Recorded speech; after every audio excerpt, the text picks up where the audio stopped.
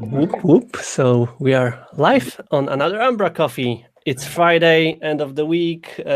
We have two guests from end of the world, almost. Callum and Peter from Australia, and Steve from snowing UK at the moment, right? How are you guys? Hey.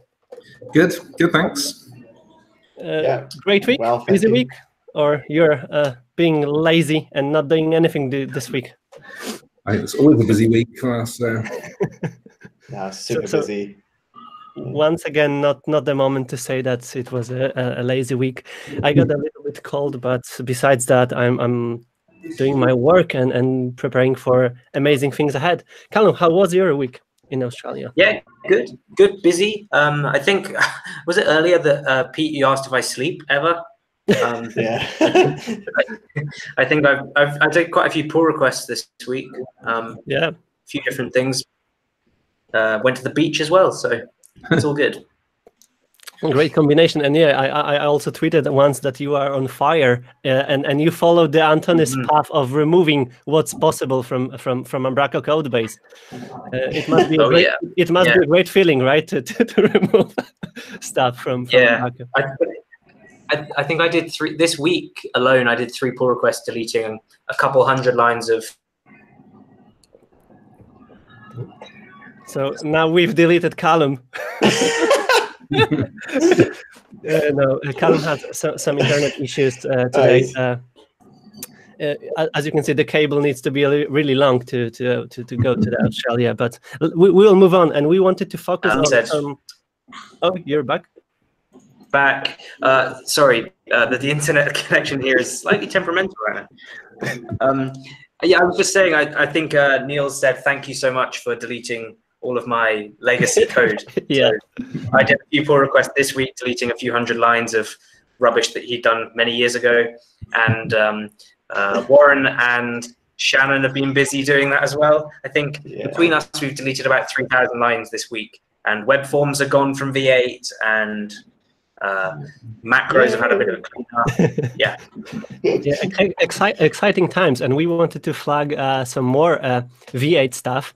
So let's maybe share some screen and share some insights from V8 releases, V8 related releases, and messages shared across the whole week. So Niels shared one screen with a new color scheme applied for V8, and some people just pick it up and ask if it's a final version of the color schema. Some package creators already started work of implementing the colors into their packages, and it looks better and better every week, right? And we had some also reveals about changes around tabs, accordions, some reasoning behind all of it, and it's getting there, right? And another just on that thread actually, Marcin, I hadn't seen it before, but Niels has confirmed there'll be a new Umbraco identity coming with V8, which I guess has this color palette, which is big news, interesting. I'd look forward to seeing what they actually do. Yep. And besides that, we also had a new blog posts written by Jacob about language variants. So one more in-depth description, what's new and what has changed in V8. And Callum, you've mentioned your activity with removing stuff from V8, and we wanted to flag and share some of those amazing PRs with fire applied even in the title. So yeah, Warren deleted the all legacy stuff from, for example, Feed 404 handlers, some web forms related stuff, legacy tree items, and user control support. So code base is getting lighter.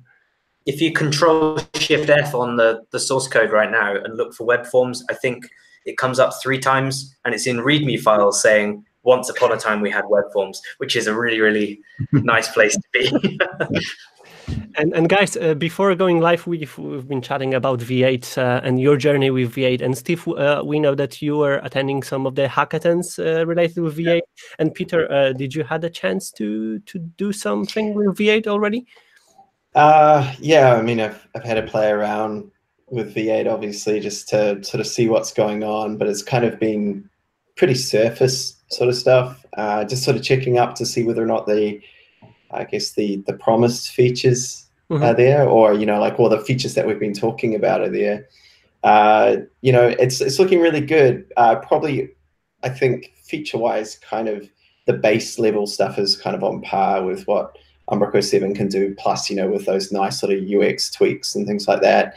The stuff that I'm really looking forward to is probably more future stuff like 8.1 and beyond, where they start some of the stuff we were talking about in past years about variants and the ability to have variations and allow you to implement sort of testing and other sort of opportunities that we just can't do now without sort of having multiple nodes and implementing other packages like personalization groups or those sort of things in there. So those are sort of future things that I hope are still on the roadmap and were talked about sort of in depth, and hopefully they come out in the wash eventually. So yeah, I'm pretty excited about it. Yeah. I mean, we've got to get the 8.0 release out of the way, as HQ that's right. and you said. But I guess we'll be looking at the events maybe towards the middle and end of the year to see what people are doing after 8.0 comes out, see what implementations people build, what packages people create, what people's appetite is for building some of these new things. Yep. And Steve, what was your contribution done during the hackathon? I remember some of the great pull requests. Yeah, well, the last things I've been working on were getting Ditto. We use Ditto quite a lot in house, so I was trying to move that over to V8. I think that'll make it super easy to port our spikes over, because actually it abstracts away from the sort of Umbraco underlying sort of core. So actually, if we can get that going, I just hit a few roadblocks, which I probably need some answers on how to unit test in V8, and I think there's some stuff around that. I think we figured out a couple of them, but there's still a few things that stop our unit test passing and stuff. But it's coming on. Yeah, I've done a couple of updates since hackathon to try and get that sorted, but still 20-something failing tests to delete them. Yeah, just delete them. And it works in production. Yeah, I think the code works. I think it's now proven it works is the trick.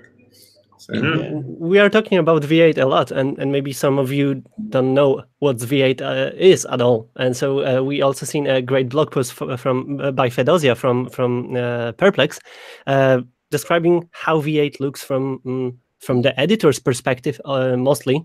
So what has changed from the editing process or workflow, right? And how it looks.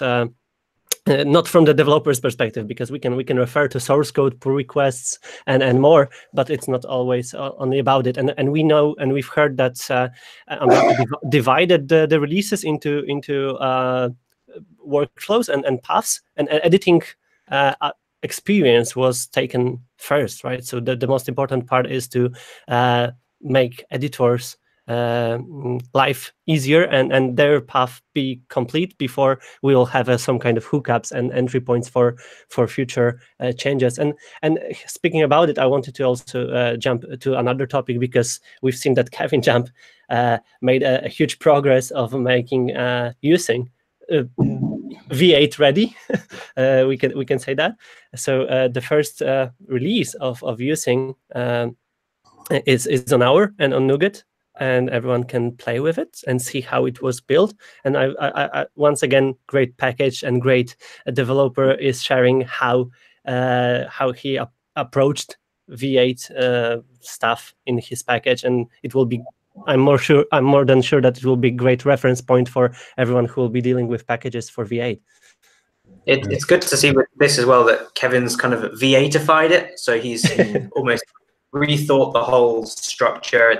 The dashboard's been rewritten. I saw a tweet he did earlier in the week where he said, "I've just spent hours making these icons light up as like a status thing," but it looks really good in the new back office. So I look forward to having a play with this. It's in alpha right now. So yeah, I saw it, and just my immediate thoughts were, "Whoa, he's spent ages on the interface on this," because the V7 version of USync, in comparison, I guess the interface is just kind of cobbled together, where this one, he's actually put a lot of thought into how it works. And I also like the, you know, the comparison dashboard that he's put into it as well. If you look at the screenshots there, so you sort of go, okay, he's starting to really bring that UI side of USync to life in V8, which is really cool.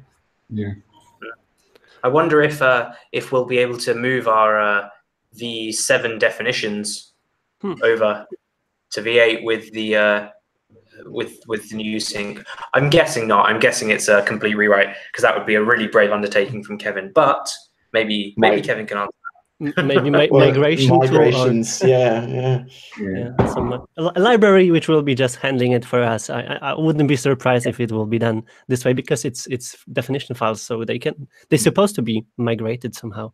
And there was actually a thing. If you look at the things that need to be done on V8 at the moment, if you look at the status page, one of the things in there is migrations. Yeah. There's actually a ticket for that. So, you know, hopefully it's something that you know, Kevin can maybe hook into in terms of being able to migrate entire site, you know, structures. You know, it'd be kind of cool. Yeah. Wow. And people also didn't stop doing content apps. And Callum, you found one content app example from this week. Mark Drake shared his his idea of content app. Collaborative content editing, right? Or some kind of content app to talk to other editors. And yeah, I'm not sure I really see the use case for it, but I don't really use the CMS that much. So yeah, maybe this is. I've seen some scenarios where people were having kind of editorial notes, for example, for the other editors. So, for example, why this page shouldn't be changed, or what are the other instructions for the people who will be editing this page. So maybe that's something what can be also helpful for editors. And we've been talking a lot about, I don't know, even Signal R or blocking and taking control over editing document for people. So yeah, if there is more editors working on the same solution, that might be something what will be helpful for people who are working with Umbraco, not from the developer's perspective. Mm-hmm. Okay, but guys, as we have you here, that's probably a good moment to talk more about other activities than development and projects, because you are guys not mostly, but you are involved in event organization and Umbraco community events. And Peter, you are from Down Under, handling the great UDAF, which is coming next month. It's exactly 1 month from 1 now. month. And 28 days. Yeah, and Steve, you are man behind a new event on the map, which is called Umbraco Spark, and it's also in March, almost at the end of the month. So, guys, how's the preparation for events going? Peter, you seem so relaxed and happy that everything is probably done and prepared, right? You would hope so, but no. It's one of those things where you think, oh yeah, I'll put on one of these events. This would be great. I'll contribute to the community, and I'll invite everyone I know, and we'll advertise this thing, and it'll be great. It's kind of like Field of Dreams, where if you build it, they will come. But it's really far more involved than that. You know, I've got staff, you know, doing putting together banners, getting T-shirts printed, you know, organizing sponsorship. You know, there's so many things going on all at once. It's a bit of a juggling act where we've got to do that as well as actually do our real jobs as well. You know, UDAF is fun and everything, but really we don't put on these events they're not there as a profit center, so they don't really make any money, and you probably spend hundreds and hundreds of hours more than you know, you really expect to put into these things.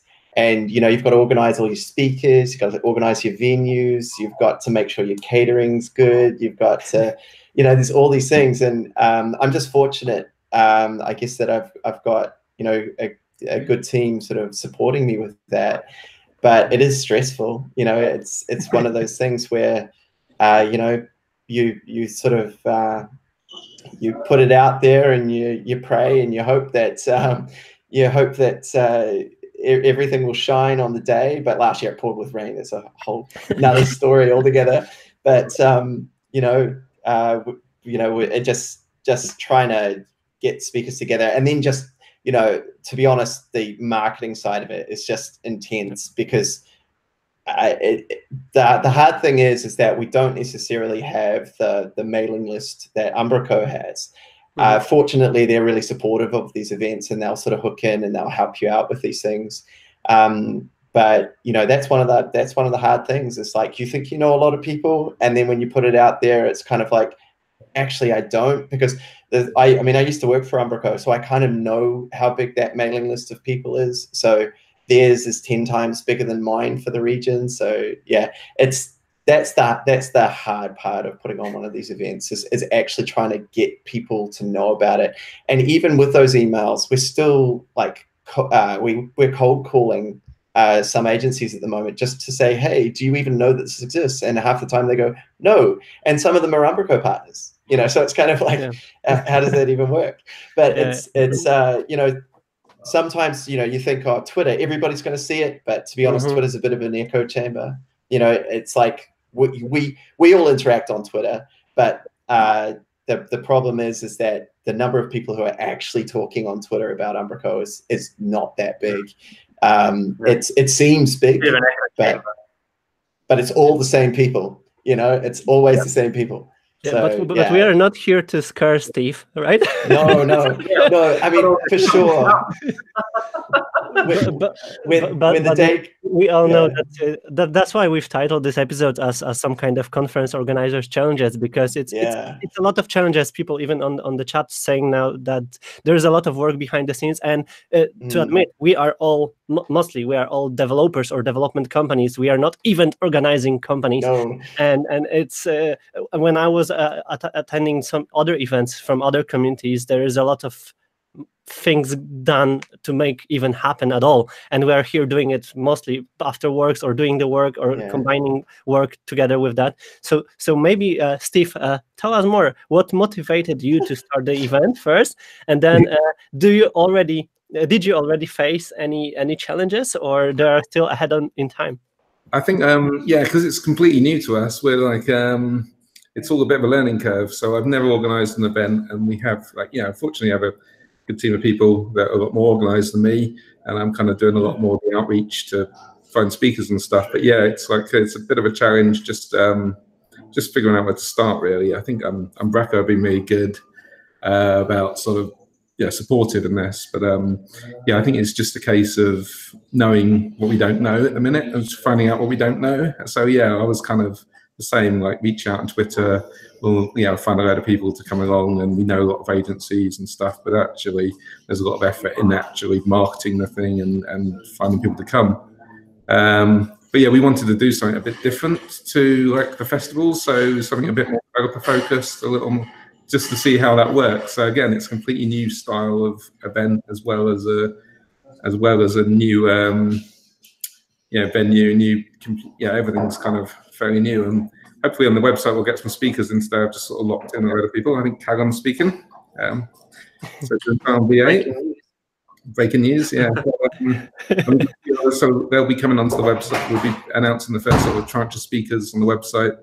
But again, it's our first one, so we're starting sort of small, with one track, and the second track, which is a bit more informal.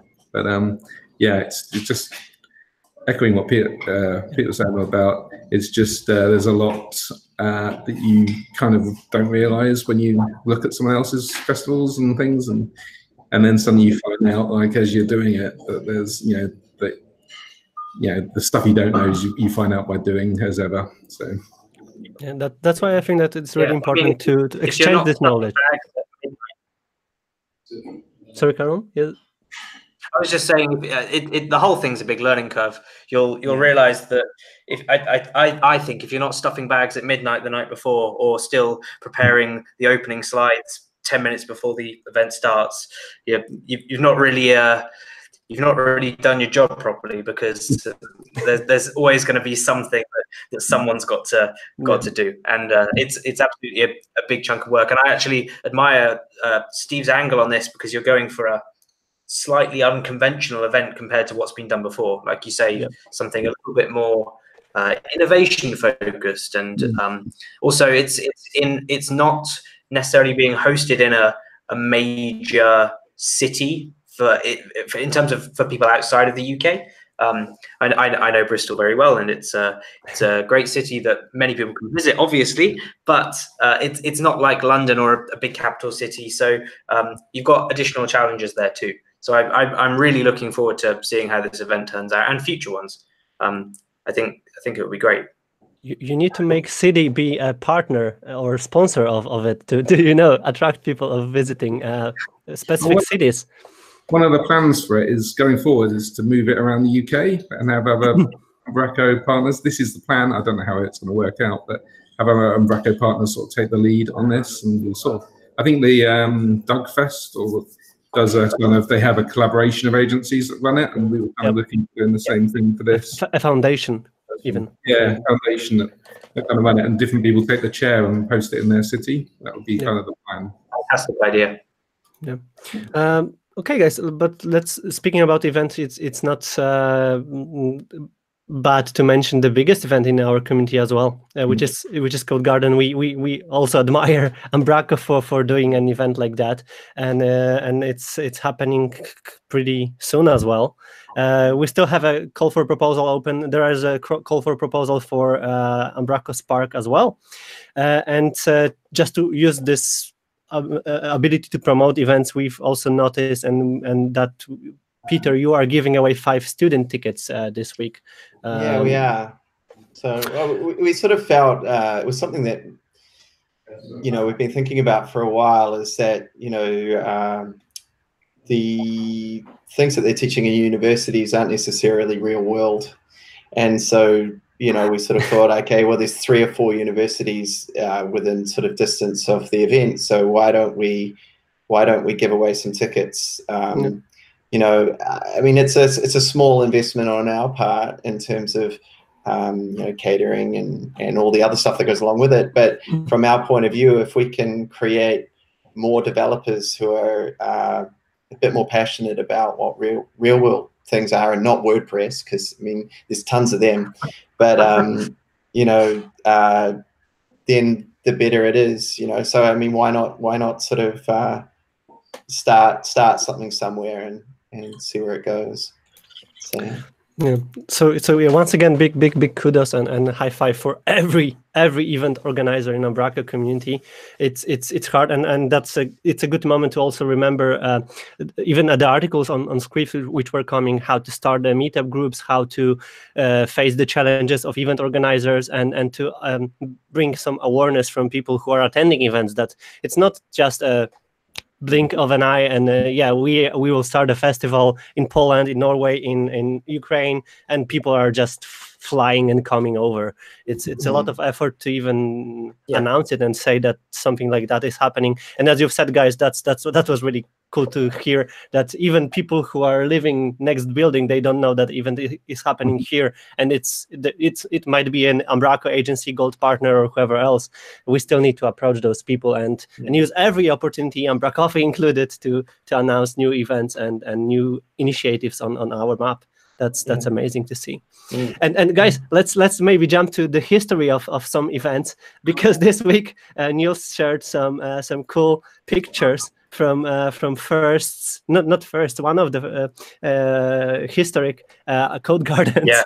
And that was really fun to see. I've noticed the CDs with Umbraco covers printed on them, with some kind of source code, and there was a great discussion here, and some other pictures and memories shared by community members.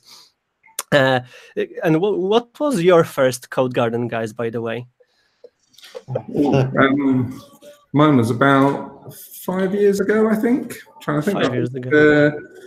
3 or 4 now. Gosh, I've just been looking at tickets for today for the latest one. Which is not got a long time yet. But I think it was about 5 years ago. Yeah. And Peter, you? I'm trying to think. I think it was either 2008 or 2009 so far. Yeah, it was either 2008, 2009, because I started working for Umbraco in 2011. So I think it was 2009. Yeah. Am I doing 2008, 2009? I can't remember. Yeah. I'm trying to remember what the graphic was.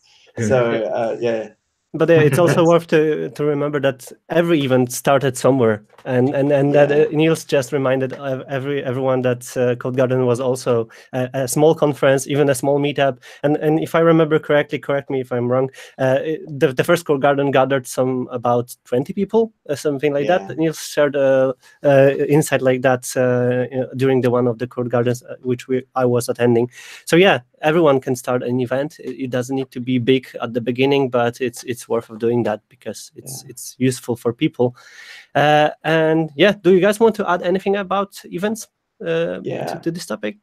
Yeah, I know that what I was saying before probably paints it in a pretty rough light if you want to start an event. But I think what the satisfaction side of it as well is like when you put the event on, the day comes and everybody shows up.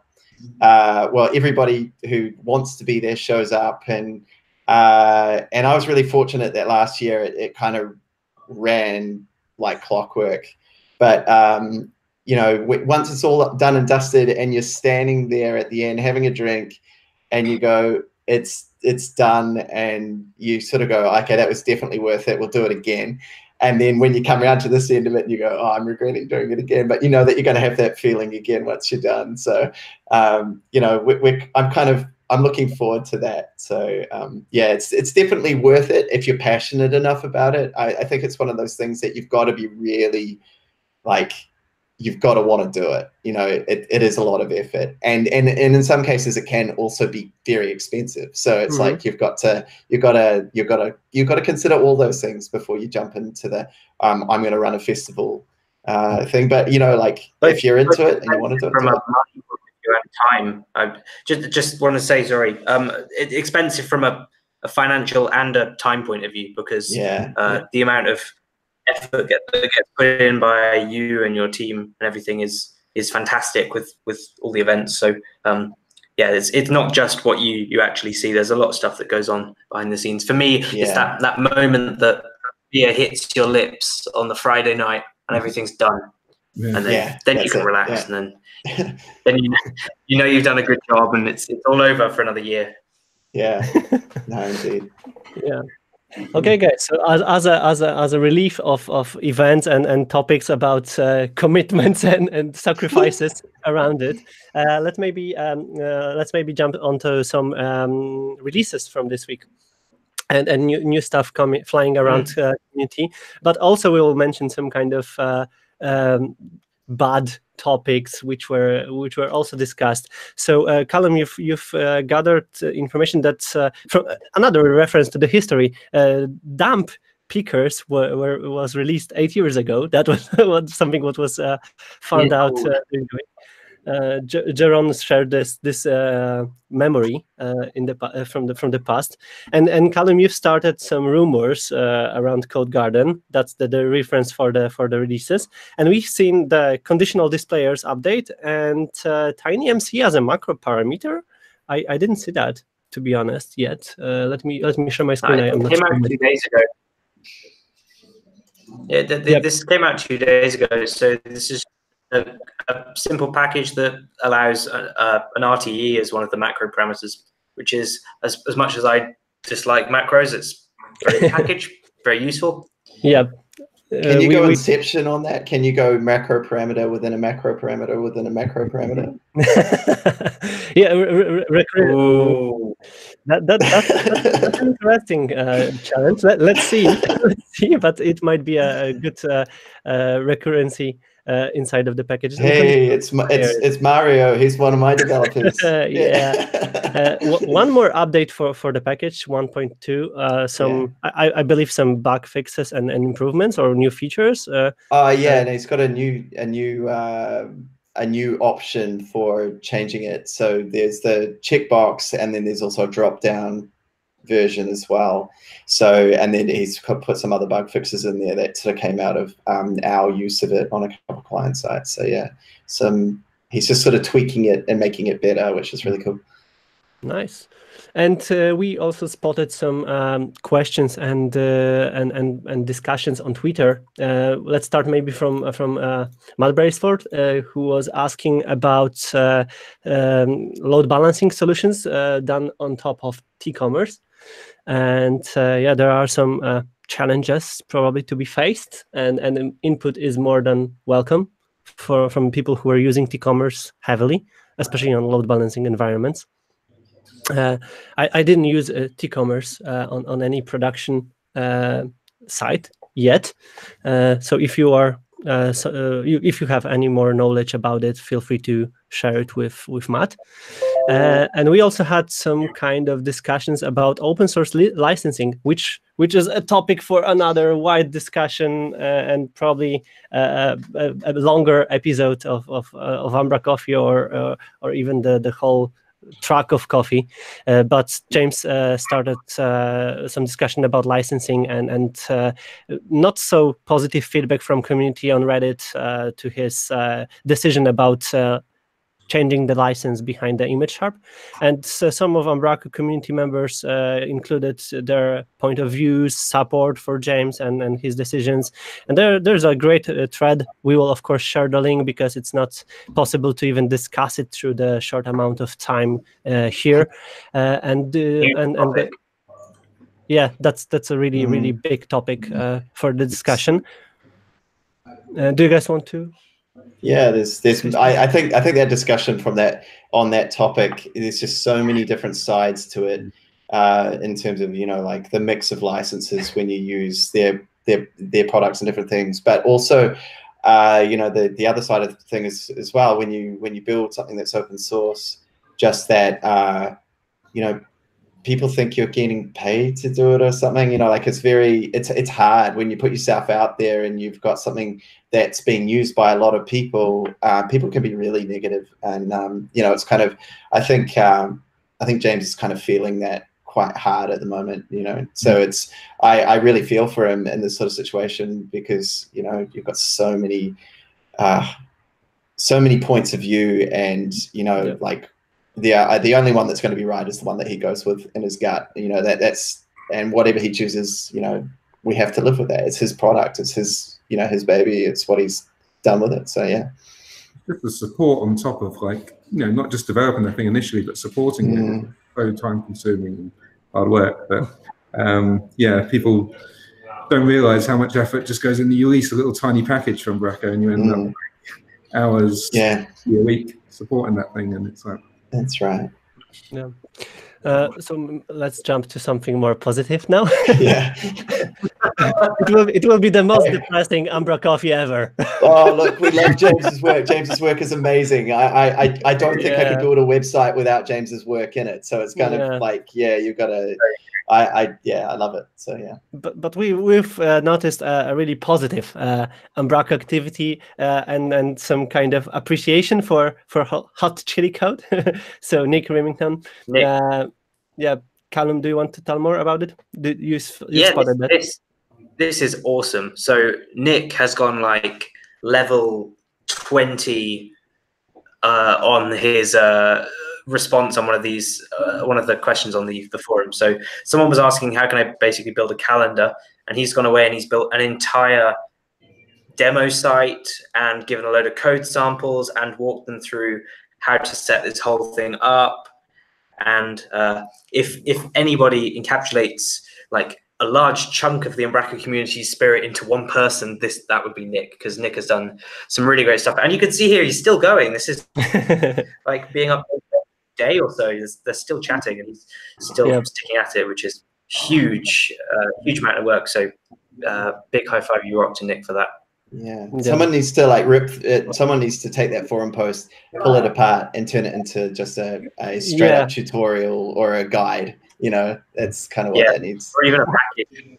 I remember discussion on retreat of having button to convert threads into documentation pages or something like that. It would be really useful, and of course big high five for Nick. And it just reminded me how I spent a lot of time on Stack Overflow trying to answer questions from people, and that's also the time which is invested in helping people yeah, very good approach. And yeah, from any other releases which I missed on my long list of Chrome tabs, which I had opened, was the GraphQL demo, which is also very interesting to see, by Jamie Pollock. For everyone who wants to play more with GraphQL, Umbraco, and Vue.js as well, which will Very excited about this. Yeah. Great combination, not only of buzzwords but the great technologies behind that. And yeah, I'm really curious of this demo, and I want to play more with that. And also, we've seen an update of icon fonts to use SVGs on Umbraco IDEA, and I don't know if it was anything was done about it, or it's still under the discussion. No, so this is something discussion Mike started at the UK Fest hackathon, and it's kind of now picking up a bit of traction. Mike wants to start looking at it again. It's a lot of work, so if anyone wants to help converting all of this, then chime in. If you know a bit about web accessibility and SVGs, give your opinions as well. They've got they'd like to hear your approach. Yep, and once again, of course, we will list all the topics which we've discussed and not discussed because we skipped some of them underneath the video description. And yeah, that was a great week, not depressing week, but to be precise, it was a great week. And I was going to say, I released the package as well this week. Ooh, did we miss that? Oh, it's the image color picker. Image color picker. Did you see that one? Yeah. That was last week. Did you put it on last week? Did I miss it? Okay, was that last week? Yeah. We did speak about it, but it's fantastic. Yeah, I'm pretty excited about it. You know, I've got a new one coming as well, which basically hopefully will pull out all of the primary, or like all of the major colors out of an image, so you can build color palettes from images. Yeah, some interesting stuff. So yeah, very cool. Okay, guys, so if you want to add any sentence as a final sentence to this episode, invite people to your events. Yeah. That's the moment for that. Go for it. umbracospark.com. If you fancy book now, don't wait till the last minute. Helping you know numbers and do, so that'd be great. Yeah. It's on the 22nd of March, right? 22nd of March, yeah. Yep. Week before Brexit. Just yeah. And Peter? Look, yeah, there's still time for Europeans to book tickets all the way to to the Gold Coast to attend UDAF. There's still 1 month to go. There's still definitely tickets available. And we put on a pretty good party. So if you want to attend, then, yeah. So come join us in the what we've termed as the Umbra Dojo and become one of the umbraCai. If you actually look on Urban Dictionary for umbraCai, so if you search Urban Dictionary, it's there, and you can vote that up because you become an Umbraco master. You know, in the ways of Umbraco. So yeah, definitely worth coming along. There's going to be some great topics and great speakers. So yeah, we're looking forward to seeing everybody in a month's time. And great weather, you promised. You promised great weather. No rain this year, right? No rain. I think it's actually raining outside right now. It only comes at night. No, we need to have another chat one day to understand the full idea of this kung fu analogies inside the Umbraco. Have you seen Kung Fury? Okay, if you've seen Kung Fury, I love that. And I was just like, we're gonna do this. You know, be an Umbraco master. Okay, well that sounds like like Kung Fu master. So let's just do that. Matt Bracewell just wrote on the chat that they just thought that umbraCai was Umbraco said in the Aussie accent.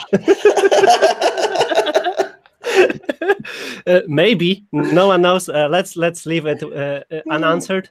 Guys, thank you very much for being with us this week. We wish you having the great events on different sides of the world, and hope the weather and every other bits will be great this year, and not only. See you all next week, Callum. Next week.